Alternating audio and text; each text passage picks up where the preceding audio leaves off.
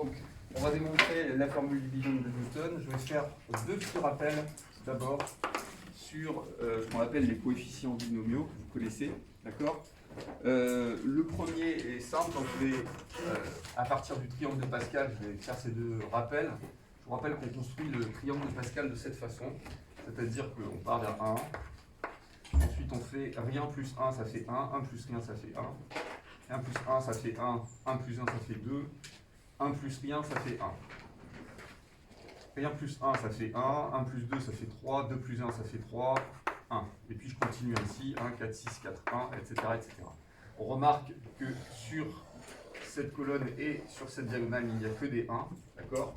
Ce qu'on va traduire par le fait que, quel que soit n par exemple, quel que soit n appartenant à grand N, on a 0 parmi n égale n parmi n égale 1.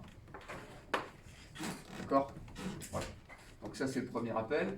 Le deuxième rappel, c'est justement celui qui concerne la construction du triangle de Pascal. C'est ce qu'on appelle la formule de Pascal, hein, c'est-à-dire ici on peut la donner sous différentes formes. Je vais la donner d'une forme particulière qui va intervenir dans la formule, d'accord.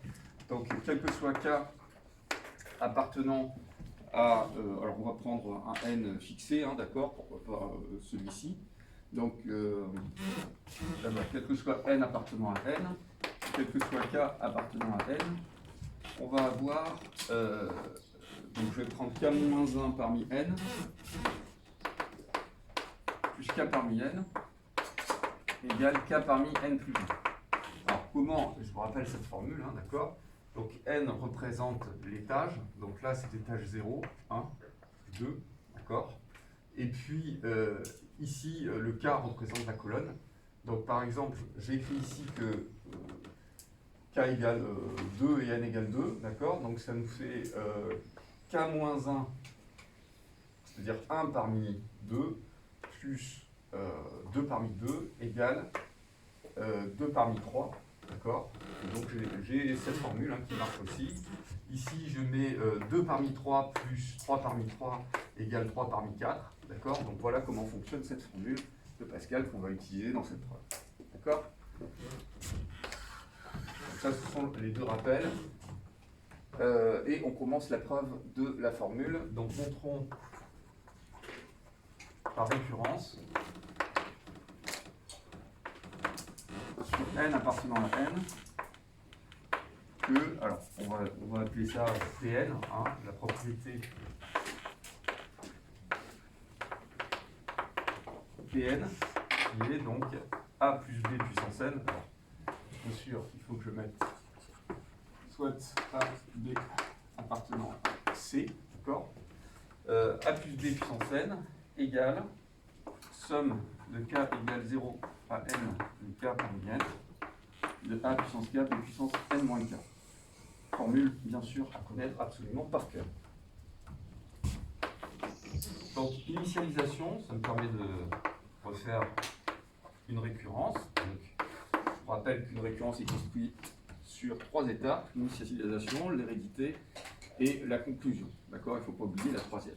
Donc, l'initialisation, clairement, P0 est vrai. D'accord. Bon, on va le faire. Hein. Donc, ça fait A plus B puissance 0. Et bien, ça fait tout simplement 1, d'accord.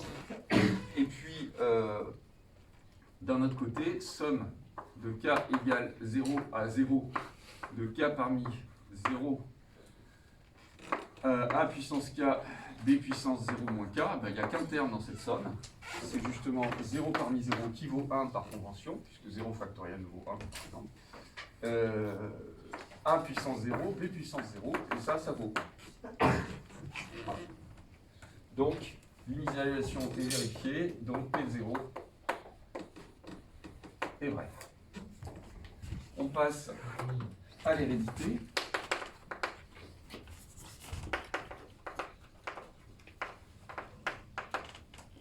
Donc, on va supposer qu'il existe un rang n appartenant à grand N tel que cette proposition soit vraie, et on va la démontrer au rang n plus 1. D'accord, c'est toujours le même principe, la récurrence. Donc, supposons qu'il existe un rang n appartenant à un grand n, tel que P de n soit vrai, montrons alors que P de n plus 1 est vrai. Donc P de n plus 1, ça revient à écrire A plus B puissance n plus 1 égale somme de k égale 0 à n plus 1 de k parmi n plus 1, A puissance k, B puissance n plus 1 moins k. Hein, je remplace n par n plus 1 pour passer au cran supérieur. Donc c'est surtout ça que je vous demande de bien suivre là, puisque c'est un calcul dont vous n'avez pas l'habitude pour l'instant, auquel vous allez vous habituer bien sûr au cours de l'année, et ce qu'on appelle des réindexations de somme. D'accord? Donc essayez d'être bien attentif sur cette technique-là. Donc on part de A plus B puissance n plus 1, d'accord? Donc c'est A plus B fois A plus B puissance n. D'après l'hypothèse de récurrence, ceci c'est somme de k égale 0 à n, de k parmi n, A puissance k, B puissance n moins k, d'après l'hypothèse de récurrence. Hein, HR c'est l'hypothèse de récurrence pour abréger un petit peu. Je vais développer A et B sur cette somme, donc ça nous fait A fois somme de ceci, plus B fois somme de ceci. Donc ça nous fait A fois somme de k égale 0 à n de k parmi n de A puissance k, B puissance n moins k, plus B somme de k égale 0 à n de k parmi n A puissance k, B puissance n moins k.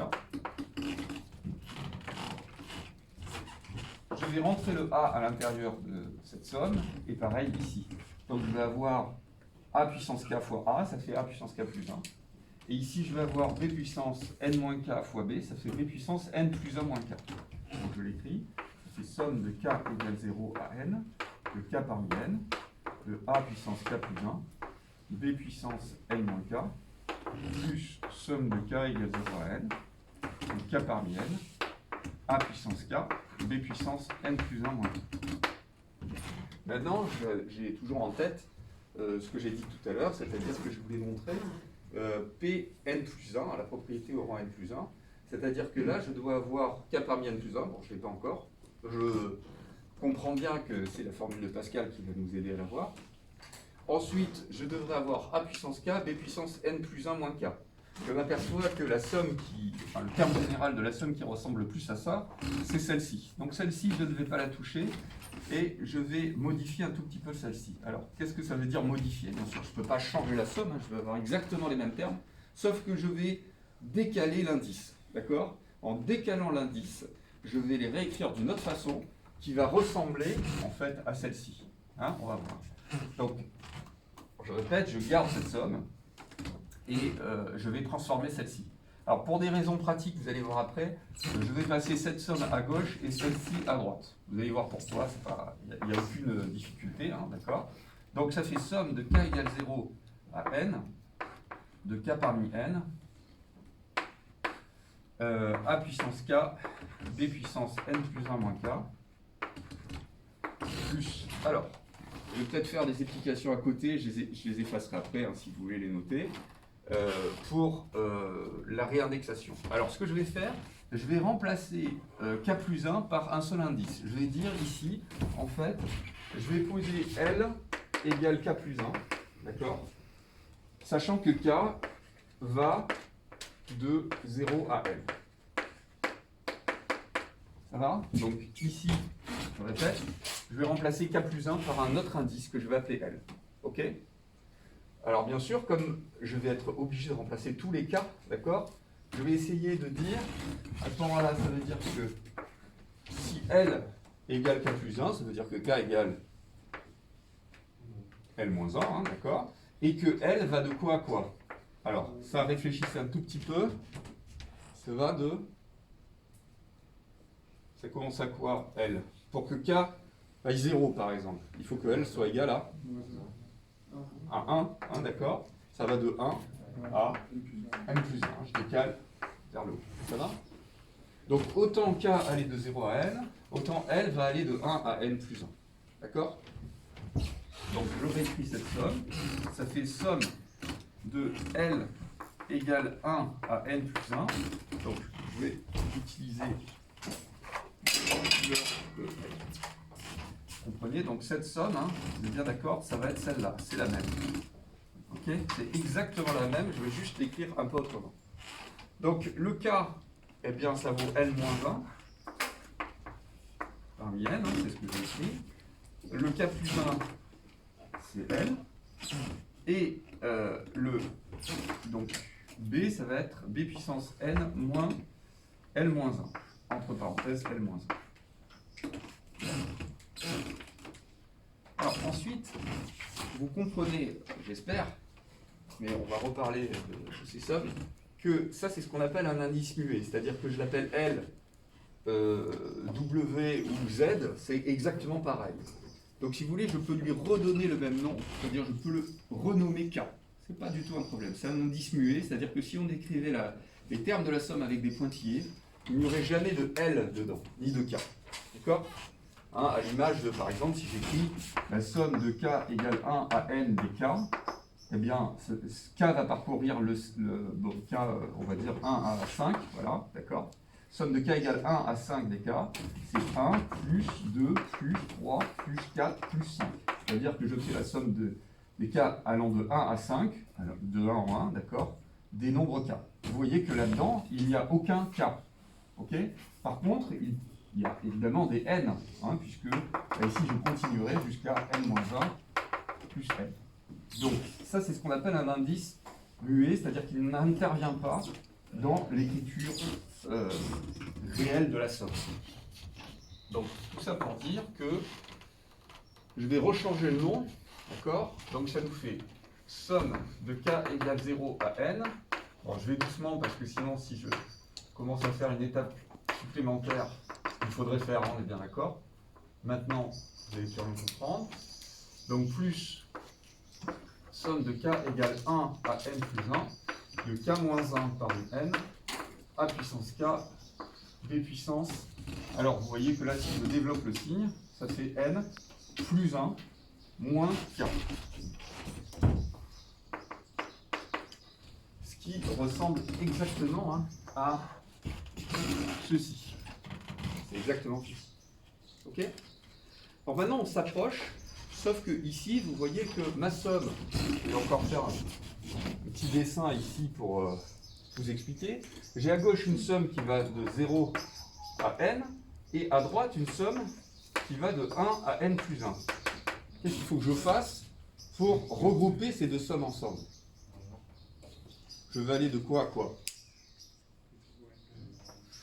Là ici, je vais prendre ce qu'on appelle une sorte de tronc commun, c'est-à-dire je vais aller entre 1 et n plus 1.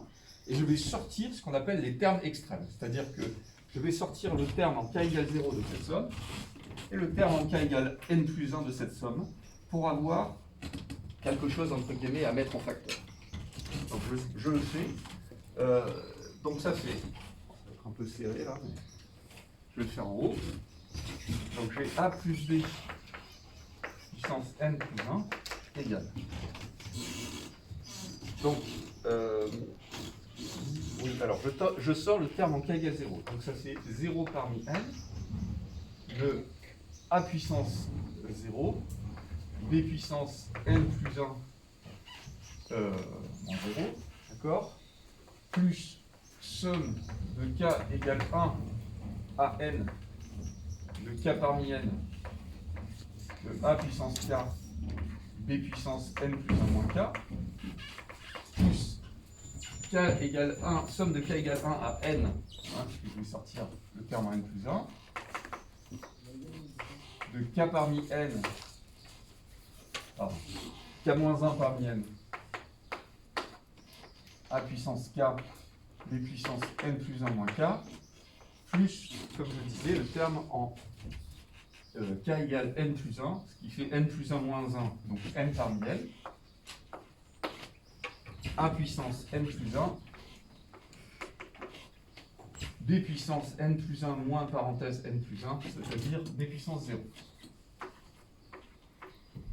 Alors maintenant, je vais laisser ces deux termes extrêmes et je vais regrouper ces deux sommes puisqu'elles vont bien toutes les deux de 1 à n et elles ont ce facteur commun, ça c'est très important, d'accord? On reconnaît a puissance k, b puissance n plus 1 moins k dans les deux sommes. Donc ceci, ça nous fait somme, donc 0 à n de a puissance 0, b puissance n plus 1, plus somme de k égale 1 à n de k parmi n, plus k moins 1 parmi n, je mets un crochet, on revient tout sur le facteur, a puissance k, b puissance n plus 1 moins k,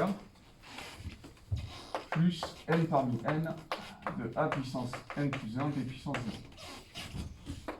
Ceci, grâce à la formule de Pascal, que j'ai rappelée, on se rappelle que c'est k parmi n plus 1.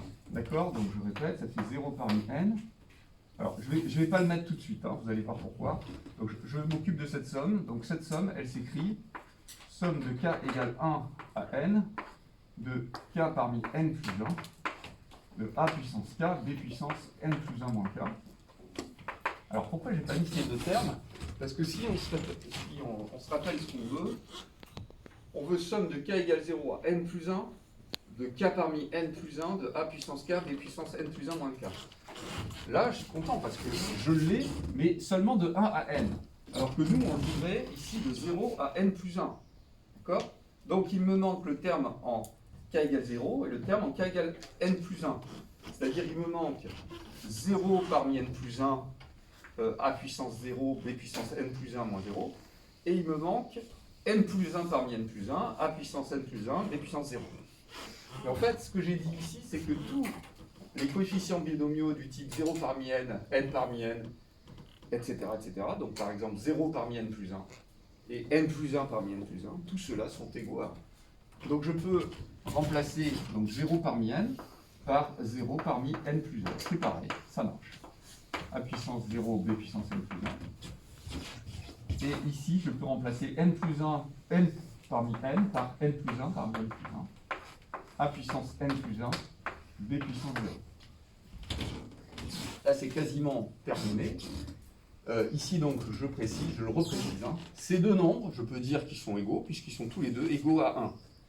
Là, je crie 1 égale 1. Je crie rien de formidable, hein, d'accord? Pour terminer, qu'est-ce que j'observe? Eh bien, j'observe que ça, c'est exactement le terme. Hein, je vous rappelle, donc, ce qu'on veut obtenir, c'est ça. Ce qu'on veut obtenir, c'est ça.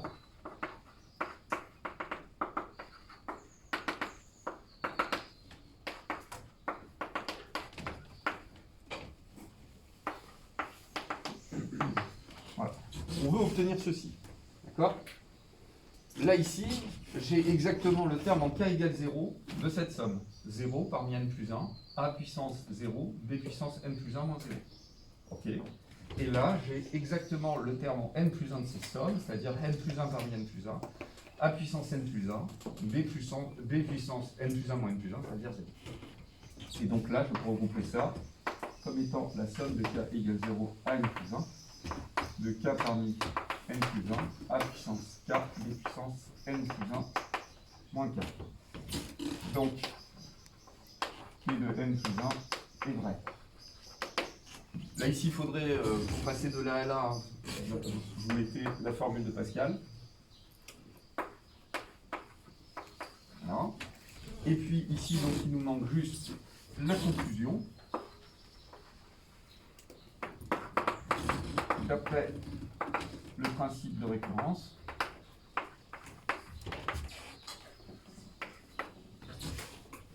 on a deux points. Quel que soit n appartenant à n, Pn, bon, on dirait, quand on met quel que soit n appartenant à n, Pn, ça suffit.